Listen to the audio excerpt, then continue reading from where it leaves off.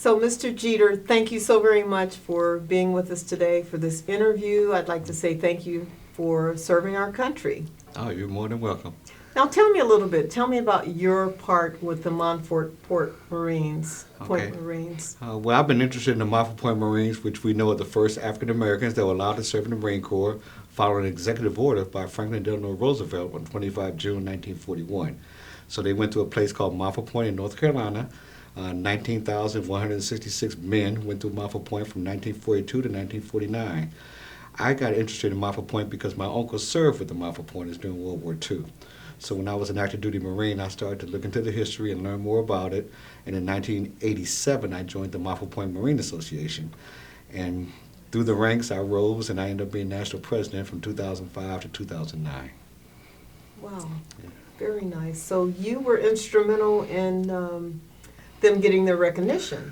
Well, I got it started. I had a lot of help along the way, but it actually got started when a Montford Pointer called me up when I was national president, and he had just heard that the Tuskegee Airmen received the Congressional Gold Medal from the U.S. Congress. And like Rudy always does, he said, what about us? What are you going to do about the Montford Point Marines, Mr. President? And I promised him that I was going to get him the Congressional Gold Medal. I had no idea how I was going to do it, but I just knew I made a promise to Rudy, and I had to keep my promise. So I started to do some research on how the Tuskegee Airmen got theirs, and I didn't want to reinvent the wheel, so I just followed the same model that they've already built. And so I started to lobby Congress for the gold medal, not knowing that I was lobbying. And then I met a guy called Senator Anthony Hill, state senator out of Florida, and he guided me to the Congressional Black Caucus. And once I spoke in front of those members and told the story about the Montford Pointers, and I had some original Montford Pointers with me, they got very interested in the story. And U.S. Representative Kareem Brown from Florida, also out of Jacksonville, approached me, and she said, I want to help you get it done. And she says,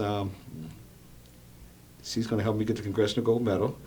And her aide, Lee Footer, I met with him, and he asked me where the bill was to get the gold medal, and I didn't know I had to write the bill too, so I spent the whole weekend writing the bill, doing the research, making sure everything was meticulously accurate, and I gave it to him, and he called me back 7 months later and said, we're going to get started on this. So I went back down to D.C., they assigned a bill number to it, it went to committee, and we started to get signatures. And after about 30 or 40 trips down to D.C., we received a lot of signatures. But unfortunately, we had mid-year elections in 2010. I lost a lot of my sponsors.